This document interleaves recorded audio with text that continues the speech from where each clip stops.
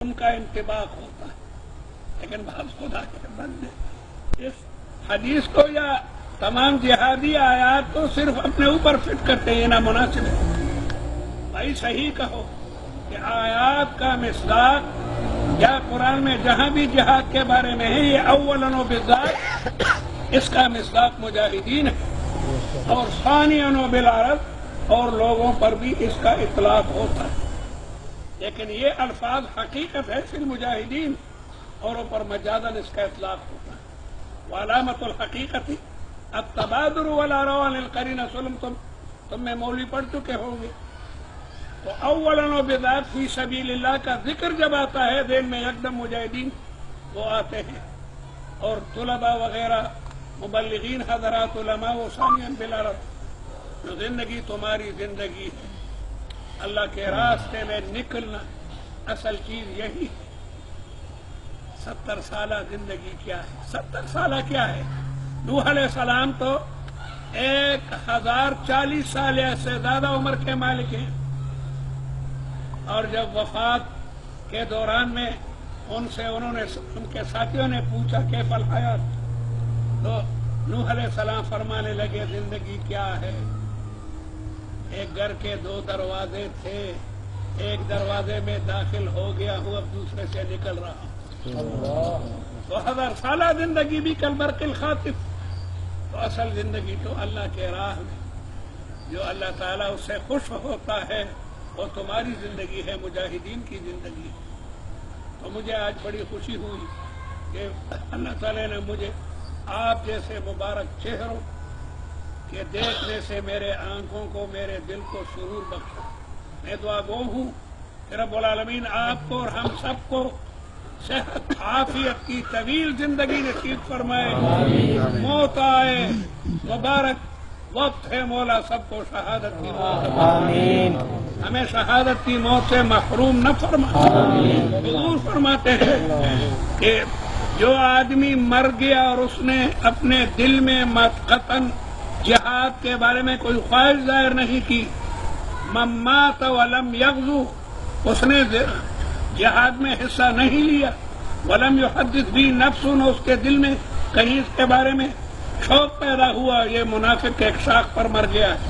اللہ آپ اور ہم سب کو نفاق کی موت سے بچائے، اللہ تعالیٰ دنیا کے تمام مجاہدین کو کامیابی عطا فرمائے۔ ہمارے بھائی افغانستان میں ایک بڑی طاقت کے ساتھ لڑ رہے ہیں، امریکہ کے ساتھ 40 ممالک کے لوگ بھی شریک ہیں، اور بحمداللہ بھاگنے والا ہے۔ یا رب العالمین ان کمزور طلباء جو آپ کے راستے میں اپنے جانوں کو ہتھیلی میں رکھے ہوئے ہیں ان کو بہت جلد فتوحات عظیمہ عطا فرمائے۔ امریکہ کا تمام ساز و سامان، ان کے تمام اسلحہ ان مجاہدین کے لیے غنیمت بنا۔ ہمارے ملک میں بھی اسلامی نظام کو قائم فرما۔ ہمارا ملک تو اللہ نے ہمیں کلمے کی بدولت عطا کیا، آپ نوجوانوں کو پتہ نہیں ہے، اور یہ بات انگریزی خوان نوجوان بھی کہتے ہیں پاکستان اسلام کے لیے نہیں بنا، جھوٹ کہتے ہیں۔ یہ مجھ سے پوچھو، میں 16 سال کا تھا جب پاکستان بن رہا تھا، تو ہم جلوس نکالتے تھے پاکستان کے معنی کیا ہیں، لا الہ الا اللہ۔ اللہ نے یہ ملک ہمیں اس کلمے کی بدولت عطا کیا۔ بکواس کرتے ہیں یہ لوگ کہ پاکستان کلمے کی بنیاد پر نہیں بنا۔ پھر کتنے لوگوں نے خون کی ندیاں بہائیں، کتنے لوگ اس کے لیے شہید ہوئے ہیں۔ اب بھی ہماری مائیں بہنیں سکھوں ہندوؤں کے گھروں میں ایک کنیزہ کی شکل میں ان کی خدمت کر رہی۔ کئی عورتیں قبروں میں یہ حسرتیں لے گئی ہیں، ہائے کوئی خالد ابن الولید جیسا، کوئی طارق ابن زیاد جیسا آئے گا، کوئی جرنیل محمد ابن قاسم جیسا آئے گا کہ ہمیں ہندوؤں کے پلید گھروں سے نکال کر اپنے گھروں تک لے جائے۔ بیچاری عورتیں یہ حسرتیں اپنے ساتھ قبر لگے، وَكَمْ حَسَرَاتٍ فِي صُدُورِ الْمَقَابِرِ، اور اب بھی بوڑھی بوڑھی عورتیں اسی حسرت میں ہیں کہ ہم کب ان پلید گھروں سے نکلیں گے۔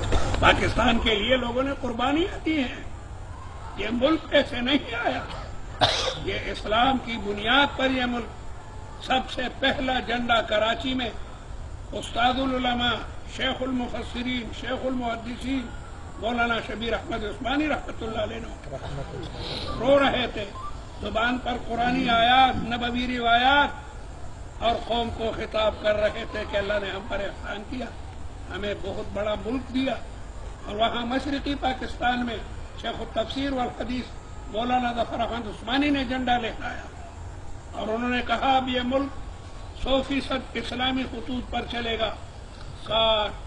اگر ان بزرگوں کے کہنے پر یہ اسلامی خطوط پر چلتا ہے، پاکستان تمام دنیا میں اسلام کا ایک عظیم قلعہ ہو۔ اس وقت سے غداری شروع ہوئی اور اب تک اس ملک میں کلمے کا نظام نہیں۔ تو مبارک وقت ہے، آپ سب فی سبیل اللہ ہے، دعا کریں کہ اللہ ہمارے ملک کو آباد کرے، پاکستان کو اللہ تعالیٰ تمام مصیبتوں سے نکالے، پریشانیوں سے نکالے۔ یا مولا اس ملک کو اسلام کا ایک عظیم قلعہ بنا، اس ملک کو تمام مصیبتوں سے، پریشانیوں سے، مہنگائیوں سے، ان تمام پریشان کن حالات سے نکال کر اس ملک کو امن سلامتی کا ایک عظیم مملکت بنا۔ یہ حالات آپ دیکھ رہے ہیں کیا ہوا وہاں لال مسجد میں، کیا ہوا۔ اب شیخ القرآن حضرت مولانا غلام اللہ خان نور اللہ مرقدہ جو لاکھوں علماء کے استاد ہیں، ان کے مرکز کو کیسے انہوں نے جلایا، اور نبی کریم صلی اللہ علیہ وسلم کے گلشن کے پھولوں کو کیسے انہوں نے شہید کیا، اور کس بے دردی سے۔ اگر یہاں اسلامی نظام ہوتا یہ حالات پیش آتے۔ بولا انت ترى احوال العالم یا رب العالمین، اللہم اصلح احوال الامة المحمدیہ، یا ربنا رفرف رايات الإسلام في مشارق الأرض، انصر إخواننا في جميع أسقاء المعمورة، سواء كانوا في فلسطين أو في بيروت أو في سوريا أو في مصر أو في بلدان الأخرى أو في صومال وفي بورما وفي كشمير، اللهم أيدهم واحفظهم وتقبل جهودهم، اللهم عليك أن تجعل لجميع المجاہدین هذه المناظر لكي يروا بأعينهم، ایسا نظام فرما کہ مجاہدین اپنے قربانیوں کے ثمرات کو بھی ایک دن اپنے آنکھوں سے دیکھ سکیں، کہ کشمیر میں بھی خالص مضبوط اسلامی حکومت بنے، اور صومال اور چیچنیا اور بوسنا اور ہرسک و فلسطین، شام، مصر، افغانستان، سب میں اسلام کے جھنڈے لہرائے۔ آپ ہر چیز پر قادر ہے یا رب العالمین۔ اللہ تعالیٰ اس مرکز کو تا قیام قیامت اسی طرح اپنی حفاظت پہ فرمائے۔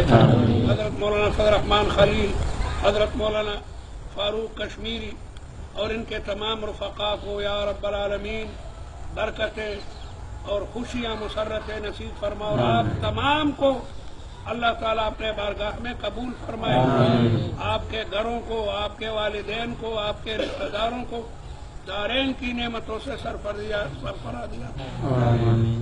اللہ تعالیٰ آپ اور ہم سب کو جس طرح اس مقدس جگہ میں جمع کیے ہیں، اسی طرح میدان محشر میں نبی کریم صلی اللہ علیہ وسلم کے مبارک جھنڈے لواء الحمد کے نیچے اپنے والدین اکابر کے ساتھ جمع فرمائے، ان کے مبارک ہاتھوں سے حوض کوثر کا پانی نصیب، ان کی شفاعت سے سرفراز عطا فرمائے۔